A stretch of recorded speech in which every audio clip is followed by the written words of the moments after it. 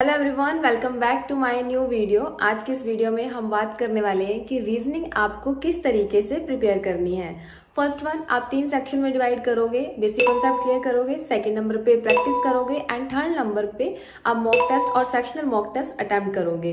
So start करते हैं। आप बेसिक कॉन्सेप्ट में सबसे पहले आपको सिलेबस पता होना चाहिए। आप गूगल पे चेक कर सकते हो, यूट्यूब पे चेक कर सकते हो, आपको आराम से सारा सिलेबस मिल जाएगा। अदरवाइज मैं थोड़ा सा आपको बता देती हूँ। मिसलेनियस और पजल्स 2 सेक्शन में आपका ये पार्ट डिवाइड हुआ होता है। तो मिसलेनियस की बात करें तो आपके syllogism, inequality, direction, blood relation, ranking, coding, decoding, alpha numeric और इसके साथ ही सिटिंग अरेंजमेंट और पजल्स। तो आपको ये सारी चीजें प्रिपेयर करनी होती है। मिसलेनियस आप एक बार में ही सारी कवर कर लोगे। आपको ये चीजें कैसे प्रिपेयर करनी है, आप वीडियोस वगैरह से प्रैक्टिस करोगे। इसके लिए आप अंकुश लांबा सर को फॉलो कर सकते हो, वर्चुअस चैनल है, आप उस चैनल को फॉलो कर सकते हो। और भी बहुत सारे टीचर्स हैं, आपको जिस भी टीचर का समझ आ रहा है आप उस टीचर को फॉलो कर सकते हो। अगर मिसलेनियस टॉपिक्स की आप एक बार वीडियोस देख लोगे, मतलब जितनी भी उनकी वीडियोस होंगी उस टॉपिक की 3 या 4, उसके बाद आपको वीडियोस देखने की जरूरत नहीं है बार बार। ये रीजनिंग में सबसे बड़ा प्लस पॉइंट होता है। तो फिर बस आप प्रैक्टिस ही करोगे। तो सबसे पहले आप मिसलेनियस टॉपिक को कवर करोगे। जब आप सारे के सारे टॉपिक्स कंप्लीट कर लोगे, उसके बाद आपको सिटिंग अरेंजमेंट पे आना है और प्लस पजल्स पे। बात करते हैं सिटिंग अरेंजमेंट की। तो सिटिंग अरेंजमेंट में जैसे कि आपके पास होता है circular, triangular, rectangular, square, hexagonal, linear sitting arrangement और पैरेलल रो सिटिंग अरेंजमेंट। ये सारे सिटिंग अरेंजमेंट होते हैं। आप जब पढ़ोगे, जब आप इनकी क्लासेस अटेम्प्ट करोगे तो आपको समझ आ जाएगा कि यहाँ पे मैं क्या बोल रही हूँ। और सेकंड नंबर पे है पजल्स। पजल्स होती हैं days based puzzle, floor based puzzle, flat based puzzle, year, month, date based puzzles होती हैं। और सबसे इजी होती है डेज बेस्ड पजल। मुझे ऐसे लगता था, बाकी आप जब प्रिपरेशन करोगे तो आपको भी कोई ना कोई ऐसा टॉपिक होगा जो बहुत ईजी लगेगा। सो ये सारी पजल्स हैं।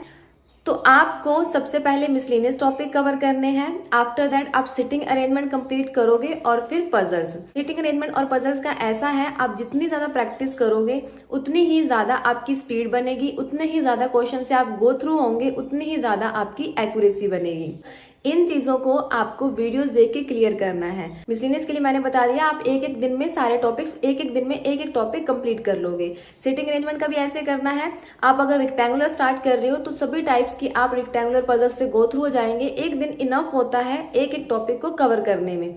इसके बाद आपको सिटिंग अरेंजमेंट और पजल की प्रैक्टिस तो डेली कंटिन्यू रखनी है जब तक आपका एग्जाम क्लियर नहीं हो जाता है, क्योंकि पजल्स का तो मेंस तक बहुत इंपॉर्टेंट रोल रहता है। अब बात करते हैं कि हमने वीडियोस देख ली है, अपने बेसिक कॉन्सेप्ट क्लियर कर लिए हैं, अब हम प्रैक्टिस कैसे करें। प्रैक्टिस के लिए सबसे पहले तो आप ऑनलाइन प्रैक्टिस कर सकते हो, गाइडली की पीडीएफ वगैरह फॉलो कर सकते हो। अगर आपको बुक से प्रिपरेशन करनी है तो आप RS अग्रवाल की रीजनिंग की बुक फॉलो कर सकते हो, या फिर एस की रीजनिंग की बुक है आप उस बुक को फॉलो कर सकते हो। या फिर अगर आपको बुक्स नहीं लेनी है तो आपको और भी बहुत सारे फ्री के सोर्सेज मिल जाते हैं। आप मेरे टेलीग्राम चैनल को ज्वाइन कर सकते हो, डिस्क्रिप्शन में आपको लिंक दिया गया है। यहाँ पे आपको हिंदी और इंग्लिश दोनों लैंग्वेज में रीजनिंग और क्वांट की बहुत सारी पीडीएफ मिल जाएंगी। सो आप यहाँ से भी प्रैक्टिस कर सकते हो। जब आपकी प्रैक्टिस हो जाएगी, इसके बाद आपको क्विज पे आना है, क्योंकि जब आप प्रैक्टिस करते हो तो सिर्फ और सिर्फ आप विदाउट टाइमर प्रैक्टिस करते हो, अपने कॉन्सेप्ट वहां पे क्लियर करते हो कि हमें कौन कौन सी चीजें क्लियर हो गई हैं। और जिस टाइम आप क्विज देते हो तो वहां पे लिमिटेड क्वेश्चंस होते हैं, प्लस आपको टाइमर साथ में दिया होता है। तो आप टॉपिक वाइज प्रैक्टिस करोगे, जैसे जैसे इनइक्वालिटी, अल्फा न्यूमेरिक सीरीज, जिस भी तरीके से आपका मन है आप सभी के टॉपिक वाइज टेस्ट लगा लोगे। और जब आपको लगे कि आपकी अच्छी खासी प्रैक्टिस हो चुकी है, आफ्टर दैट आप सेक्शनल मॉक टेस्ट अटेम्प्ट करोगे। अब इसके लिए आप कौन सी ऐप फॉलो करोगे? टेक्स्ट बुक, ऑलिवर, स्मार्ट कीड़ा, अड्डा 24/7, प्रैक्टिस मॉक, बहुत सारी एप्स हैं। आप इनमें से किसी भी ऐप पे टॉपिक वाइज क्विज लगा सकते हो, सेक्शनली मॉक टेस्ट लगा सकते हो, और इन्हीं ऐप के आप मॉक टेस्ट भी अटेम्प्ट कर सकते हो। जिस भी ऐप का आपको सही लगे। अभी मैंने आपको टेक्स्ट बुक का ऑफर बताया है, बहुत ही सही है कि आपको इतने कम प्राइस में पूरे साल की सब्सक्रिप्शन मिल रही है, कोई 1-2 एग्जाम्स की नहीं। तो आप बहुत ज्यादा यहाँ से प्रैक्टिस कर सकते हो। तो इस ऑफर को जरूर चेक करना। बाकी जैसा आपको सही लगे आप वैसा कर सकते हो।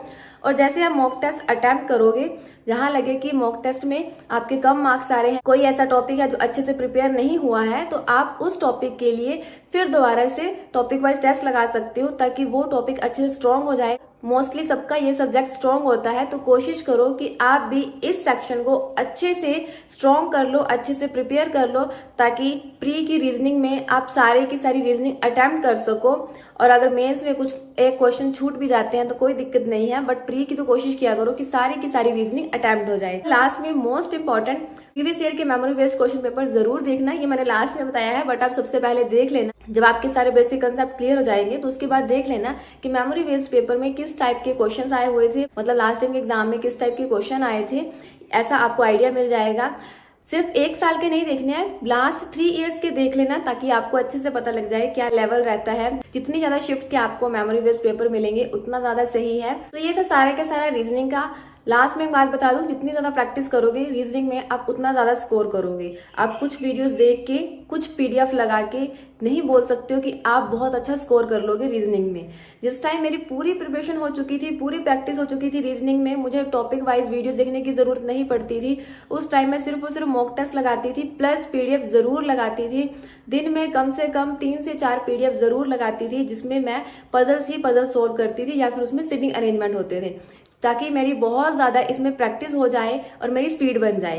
क्योंकि सिर्फ प्रैक्टिस ही नहीं करनी है, इसके साथ साथ आपको स्पीड भी इंक्रीज करनी है, क्योंकि एग्जाम में स्पीड बहुत मैटर करती है। सो यही रीजन था कि मेरा रीजनिंग में हमेशा बहुत अच्छा स्कोर रहा है। मैं आपको भी यही रेकमेंड करूंगी कि जब आपकी अच्छे से प्रैक्टिस हो जाए, प्रिपरेशन हो जाए, तो पजल्स एक भी दिन स्किप मत करना। प्री हो, चाहे आपका मेंस एग्जाम हो, चाहे कुछ भी हो, डेली की डेली 2 पीडीएफ या 3 पीडीएफ जरूर लगाया करो, ताकि आपकी अच्छी खासी प्रैक्टिस हो जाए। आप खुद देखना, मेरे कहने पे मत जाओ, आप खुद देखोगे कि अगर आप 7 दिन तक प्रैक्टिस करते हो पजल्स की डेली मिनिमम 3 और मैक्सिमम आपका मन करता है 4, 5, 6 जितने भी पीडीएफ लगाने का, आप पीडीएफ लगाओ। डेली की डेली डिफरेंट टाइप की पजल सिटिंग अरेंजमेंट स्टार्ट करो सॉल्व करना, प्रैक्टिस करो, और 7 दिन बाद आप खुद देखोगे कि आपकी स्पीड में कितना ज्यादा चेंज आ चुका है। आप जब मॉक टेस्ट अटेम्प्ट कर रहे हो तो कितनी स्पीड से आप पजल्स को सोल्व कर पा रहे हो, वो चेंज आप खुद देखोगे।